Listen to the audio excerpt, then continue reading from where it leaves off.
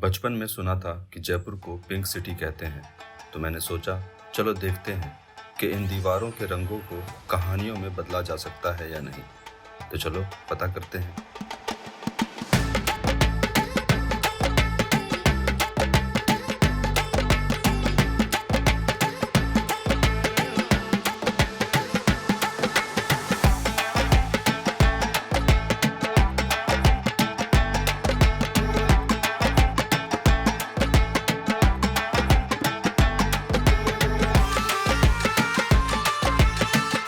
So get ready to dive into the world of vibrant colors, royal charm and timeless traditions. From the majestic forts, palaces to the bustling streets filled with dazzling handicrafts, every corner of Rajasthan has a story to tell. और हाँ, ये कोई travel guide नहीं है, ये है एक accidental love story मेरे और इस शहर के बीच। So let's get lost in Jaipur.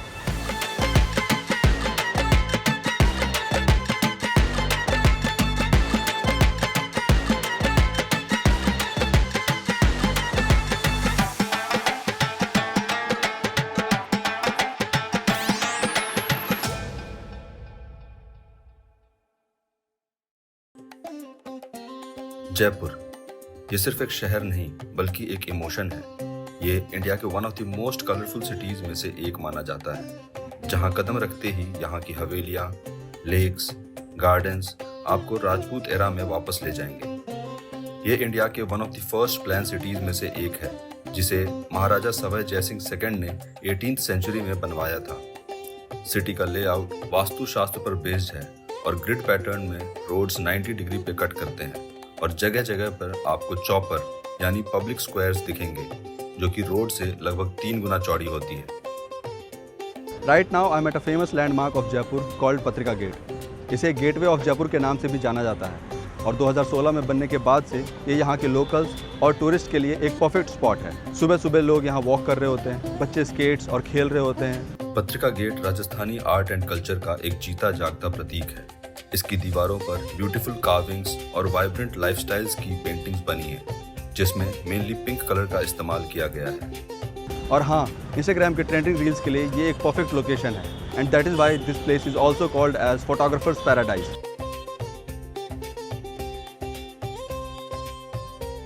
पत्रिका गेट के ही पास में लोकेटेड है तोरण द्वार, जिसे देखने पर ऐसा लगता है जैसे शहर खुद आपका स्वागत कर रहा हो। ट्रेडिशनल पैटर्न्स इसे एक ग्रैंड वेलकम पॉइंट बनाते हैं। अगर आप जयपुर आ रहे हैं तो आप यहाँ ऑटो या टुक टुक हायर करें, क्योंकि सिटी में ट्रैफिक काफ़ी क्राउडेड हो जाती है और इसमें ड्राइव करना काफ़ी मुश्किल हो जाता है और पार्किंग स्पेसेस भी काफ़ी लिमिटेड हैं। और वैसे भी ऑटो ड्राइवर्स परफेक्ट गाइड होते हैं, शॉर्टकट भी बताएंगे और मसालेदार किस्से भी। और ऐसे ही किस्से सुनते सुनते मैं पहुंचा हवा महल।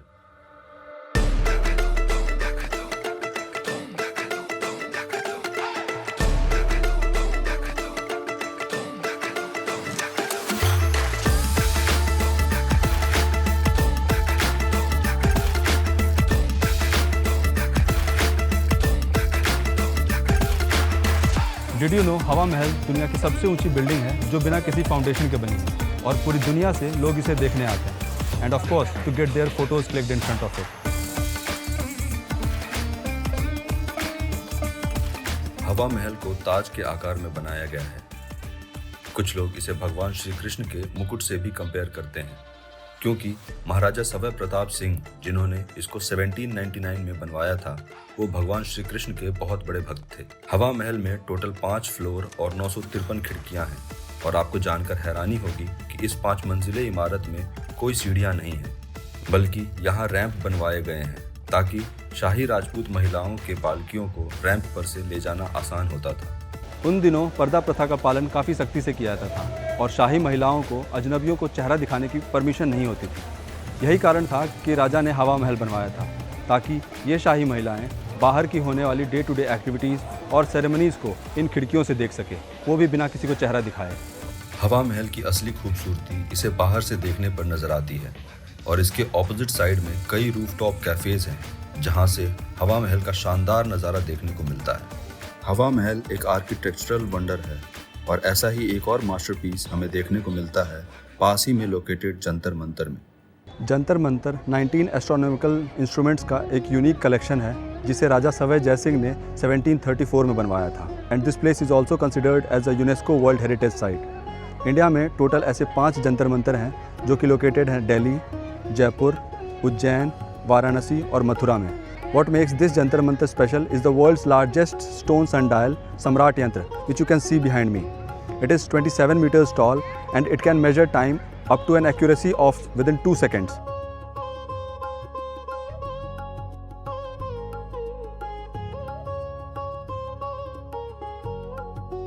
जयपुर का जंतर मंतर एक स्टोन ऑब्जर्वेटरी है और इस पत्थर का यूज काफी सोच समझ कर किया गया है, क्योंकि मेटल मौसम के साथ एक्सपैंड और कॉन्ट्रैक्ट करते हैं, लेकिन इन पत्थरों पर मौसम का कोई असर नहीं होता, जिससे इंस्ट्रूमेंट्स की एक्यूरेसी और लॉन्गेविटी बनी रहती है। यहाँ के टूल्स का use weather prediction, local time, planetary positions, constellations और यहाँ तक कि एक्लिप्सेस को जानने के लिए किया जाता है। अगर आप एस्ट्रोनॉमी या साइंस में इंटरेस्ट रखते हैं तो ये जगह आपके लिए एक मस्ट विजिट है, क्योंकि सन के पोजीशन के आधार पर यहाँ एग्जैक्टली कैलकुलेशंस किए जा सकते हैं। और सबसे इंटरेस्टिंग बात यह है कि ये सारे इंस्ट्रूमेंट्स आज भी वर्किंग कंडीशन में हैं। इससे ये पता चलता है कि इसको बनाने वाले कितने बड़े जीनियस रहे होंगे। जंतर मंतर से कुछ ही दूर पर लोकेटेड है सिटी पैलेस, जिसे महाराजा सवाई जय सिंह ने 1727 में बनवाया था, और ये मुगल और राजपूत आर्किटेक्चर के मिक्सचर का अमेजिंग एग्जाम्पल है। और इसके प्राइवेट सेक्शन में आज भी रॉयल फैमिली रहती है।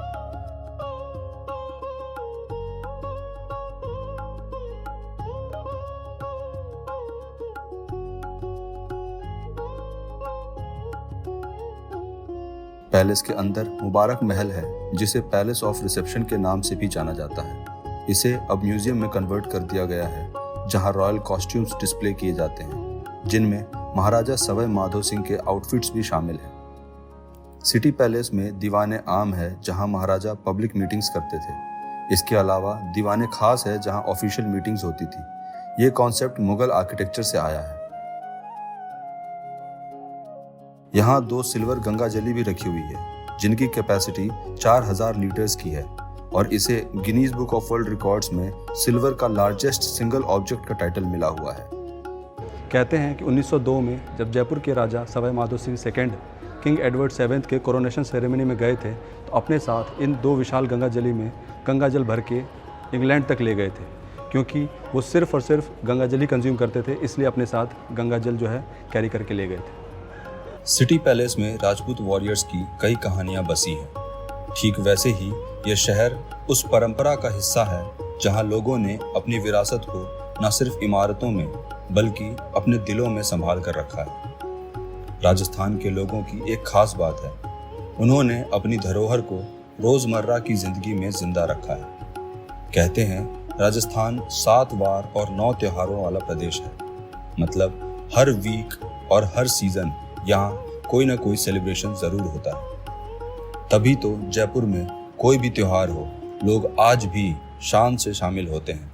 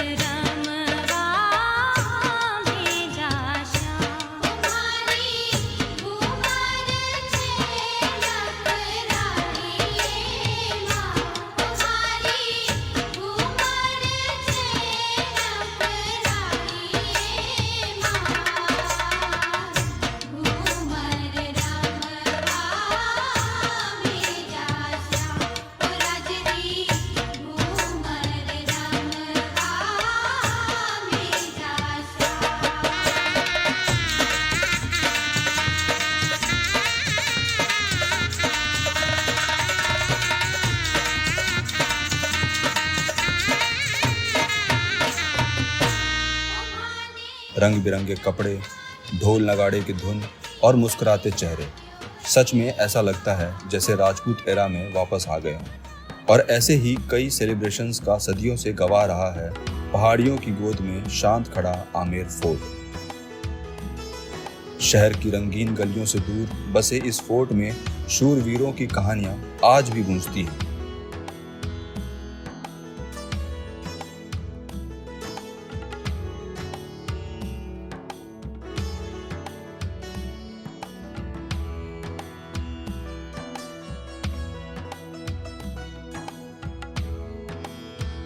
अब हम आए हैं आमेर फोर्ट और इसे आमेर फोर्ट के नाम से भी जाना जाता है। इसे राजा मान सिंह ने 1592 में बनवाया था और इसमें रेड सैंडस्टोन के अलावा मार्बल का भी यूज़ किया गया है। इस पूरे फोर्ट को 4 कोर्टयार्ड्स में डिवाइड किया गया है। अभी हम खड़े हैं पहले कोर्टयार्ड में, जहां राजा की सेना लूट का सामान डिस्प्ले करती थी और यहां परेड भी होती थी।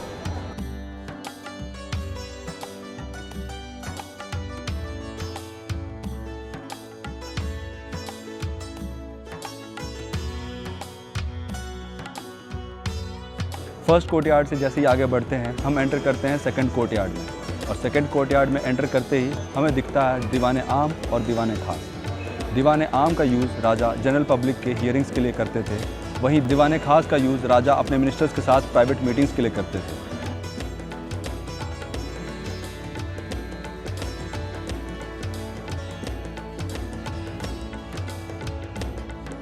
तीसरा कोर्टयार्ड शीश महल के नाम से मशहूर है, जिसे लोग मिरर पैलेस भी कहते हैं। ये एक ऐसा यूनिक स्ट्रक्चर है जिसे इस तरह डिज़ाइन किया गया था कि सिर्फ एक छोटी सी लाइट या दिया जलाने पर पूरा महल रोशनी से चमक उठता था।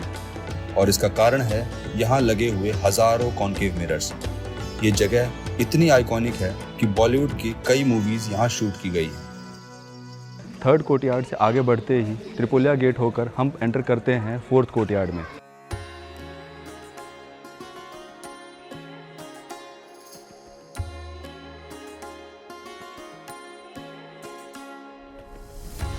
ये सेक्शन प्राइवेट एरिया होता था और क्वींस के लिए रिजर्व्ड होता था, और यहाँ सिर्फ राजा को एंट्री अलाउड थी।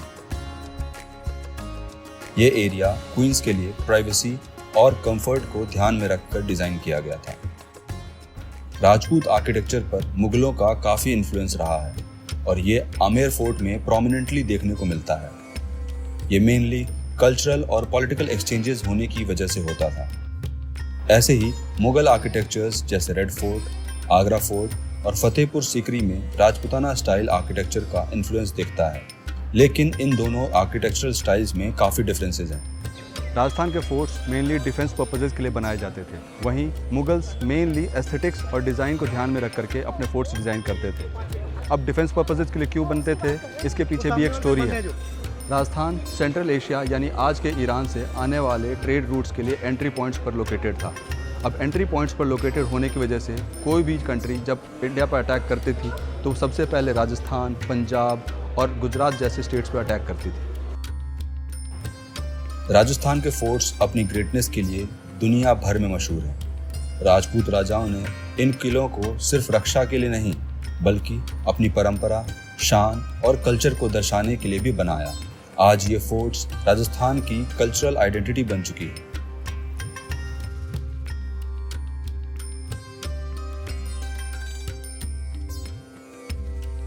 इन मॉन्यूमेंट्स की दीवारों में राजपूत वॉरियर्स की शौर्य गाथा गूंजती है।